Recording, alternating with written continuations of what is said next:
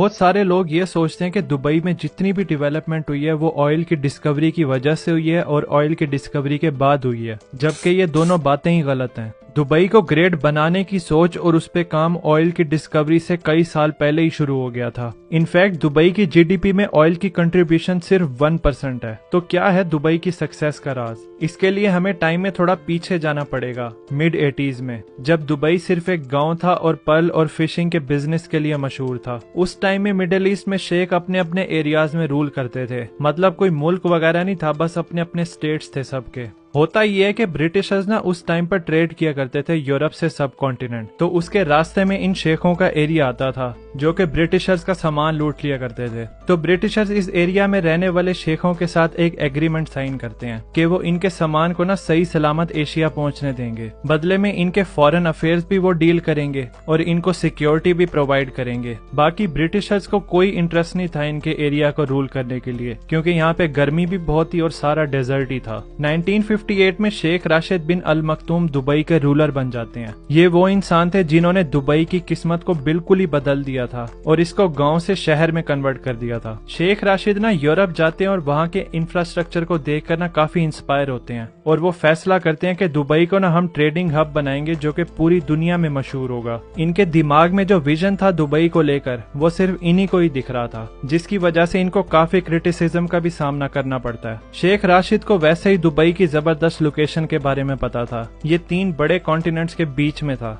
Europe, Africa और Asia. Sheikh Rashid ये चाहते थे कि जितनी भी ट्रेड्स इस एरिया में होती है ना वो दुबई से होती भी जाएं, और अगर ये काम वो करने में कामयाब हो जाते हैं तो दुबई की इकोनॉमी बहुत ऊपर चली जाएगी। ट्रेडिंग हब बनाने के लिए सबसे इम्पोर्टेंट चीज थी पोर्ट होना, जिधर बड़े बड़े शिप्स आसानी से आ सकें। दुबई के पास पोर्ट तो था लेकिन वो ज्यादा गहरा नहीं था और उसमें बड़े जहाज तो आ ही नहीं सकते थे। तो शेख राशिद के पास जितना भी पैसा इकट्ठा था वो उसको इस्तेमाल करते हैं और साथ में बड़े लोन्स भी लेते हैं। जो पोर्ट इनके पास होता है वो उसको गहरा करवाते हैं ताकि बड़ी शिप्स इसमें इजीली आ सकें। इसके साथ साथ शेख राशिद ने बाकी पैसा इंफ्रास्ट्रक्चर डेवलपमेंट में लगाना शुरू कर दिया और ये बिल्डिंग्स भी बनाना शुरू कर देते हैं। 1960 में ये दुबई इंटरनेशनल एयरपोर्ट बनवाते हैं और ये जो भी चीजें मैं आपको बता रहा हूँ ना ये ऑयल की डिस्कवरी से पहले की हैं। फिर आता है ईयर 1966 जब दुबई की किस्मत चमक जाती है और वहाँ पर ऑयल की डिस्कवरी होती है। ये टर्निंग पॉइंट होता है दुबई के लिए। शेख राशिद ने बोला था कि हमारे पास एक अच्छी खबर है और बुरी खबर है। अच्छी खबर यह है कि हमें ऑयल मिल गया है और बुरी खबर यह है कि वो बहुत कम है। तो उन्होंने बड़ी अक्लमंदी से ऑयल के पैसों को कैपिटलाइज किया।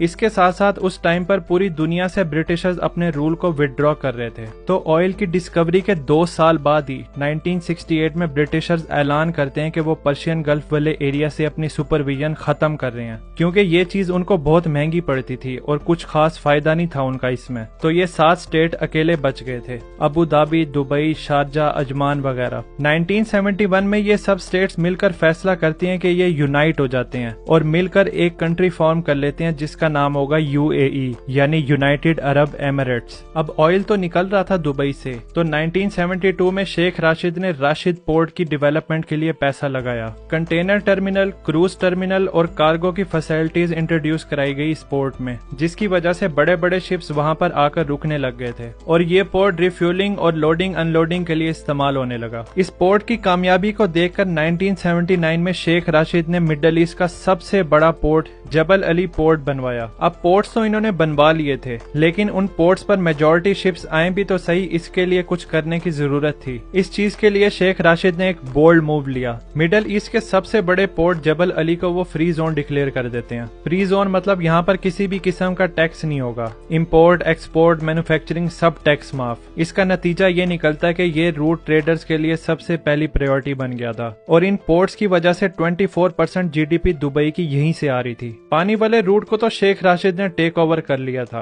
अब बारी थी फ्लाइंग रूट की। इसके लिए शेख राशिद ने बड़े बड़े रनवेज बनवाए और अपने एयरपोर्ट को बेहतरीन तरीके से मॉडिफाई किया। जो फ्लाइट्स अमेरिका और यूरोप से एशिया और ऑस्ट्रेलिया के लिए चलती थी उनको बीच में रिफ्यूलिंग पॉइंट चाहिए होता था। इसके लिए कराची एयरपोर्ट काफी मशहूर था उस टाइम पर, लेकिन शेख राशिद ये चाहते थे कि वो कराची एयरपोर्ट से हटकर दुबई की तरफ आ जाए और दुबई की लोकेशन भी बहुत अच्छी थी। तो एयरपोर्ट को मॉडिफाई करने के बाद दुबई की लोकेशन भी इतनी अच्छी थी तो आहिस्ता आहिस्ता फ्लाइट्स ना दुबई की तरफ डाइवर्ट होना शुरू हो गई थी। इसके साथ साथ 1985 में एमिरेट्स एयरलाइन को भी लॉन्च किया जाता है। अब क्योंकि ये एयरलाइन दुबई गवर्नमेंट ओन करती थी तो इन्होंने इस पे खूब पैसा लगाया, नए नए जहाज इन्होंने मंगवाए इसके लिए और वर्ल्ड क्लास फैसिलिटीज भी प्रोवाइड की, जिसकी वजह से एमिरेट्स भी दुनिया की नंबर 1 फ्लाइट बन गई। उस टाइम पर थोड़े बहुत लोग दुबई में आना शुरू हो गए थे। अब कुछ ऐसा करने की जरूरत थी कि लोग ना सिर्फ दुबई में बार बार आएं बल्कि इसमें रहें भी, तो लोगों को वहां पर फैसिलिटीज देने की जरूरत थी। तो इन्होंने वहां पर लग्जरियस होटल बनाना शुरू कर दिए थे। लेकिन इशू ये था कि जो लोग दुबई में आ रहे थे वो शिप्स और फ्लाइट के रूट की वजह से आ रहे थे, स्पेशली दुबई को विजिट करने के लिए नहीं आ रहे थे। तो यहाँ पर फैसला लिया जाता है कि दुबई को टूरिज्म हब बनाना है और टूरिस्ट डेस्टिनेशन बनाने के लिए दुबई में वो चीजें बनाने की जरूरत थी जो कि पूरी दुनिया में लोगों को कहीं भी ना मिले,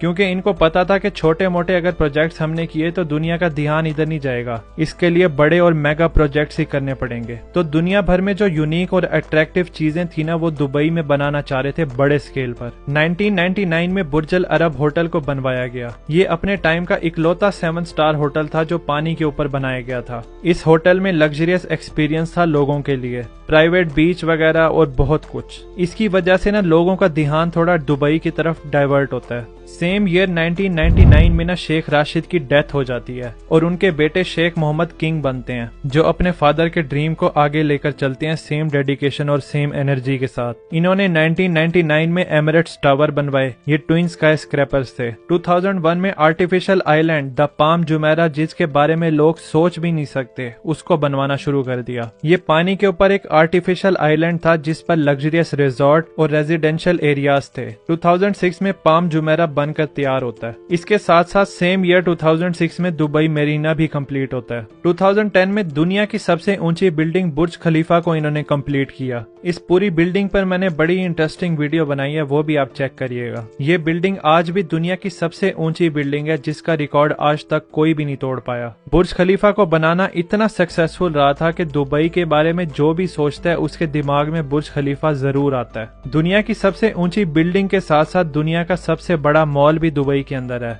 दुबई मॉल। इसका साइज 12 मिलियन स्क्वायर फीट है। 2008 में इसको ओपन किया गया था और इसमें 1200 स्टोर होने के साथ साथ एंटरटेनमेंट एक्टिविटीज भी मिल जाएंगी आपको। दुबई के पोर्ट्स को टैक्स फ्री करने के साथ साथ पूरे दुबई को भी टैक्स फ्री कर दिया गया था। जो भी दुबई में रहेगा और बिजनेस करेगा उसके लिए कोई टैक्स नहीं होगा, जिसकी वजह से बड़े बड़े बिजनेसमैन ने अपने बिजनेसेस दुबई में शिफ्ट कर लिए थे। इवन कई कंपनीज भी अपने हेडक्वार्टर्स दुबई में शिफ्ट कर चुकी हैं। दुबई के रूलर को ये पता था कि जब दुनिया भर से लोग दुबई में आएंगे तो हम अपनी वैल्यूज को उन पर फोर्स नहीं कर सकते, लोगों को कंफर्टेबल फील कराना जरूरी है। इसी वजह से दूसरे इस्लामिक कंट्रीज के कंपैरिजन में दुबई में कम रिस्ट्रिक्शंस देखने को मिलती हैं। जिसने जिस तरीके से दुबई में रहना है वो रह सकता है, उस पर कोई रोक टोक नहीं होगी। इसी वजह से दुबई में बहुत ज्यादा आउटसाइडर्स आ गए हैं। करंटली इस टाइम पर दुबई की पॉपुलेशन 36 लाख है, जिसमें 92% आउटसाइडर्स हैं और 8% ही लोग एमिराती हैं। इसके अलावा दुबई में अगर आप आकर रहते भी हैं ना तो आपको कभी भी सिटीजनशिप नहीं मिल सकती, बेशक आप अपनी पूरी जिंदगी यहाँ पर गुजार लें।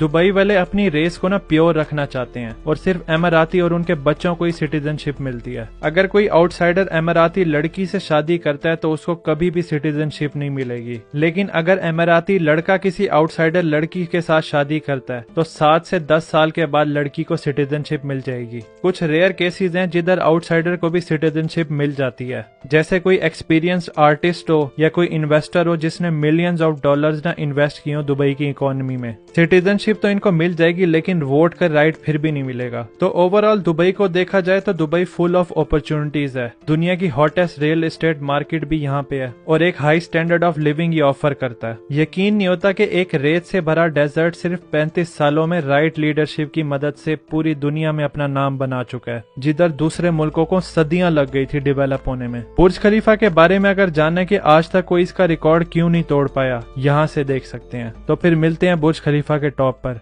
Thanks for watching.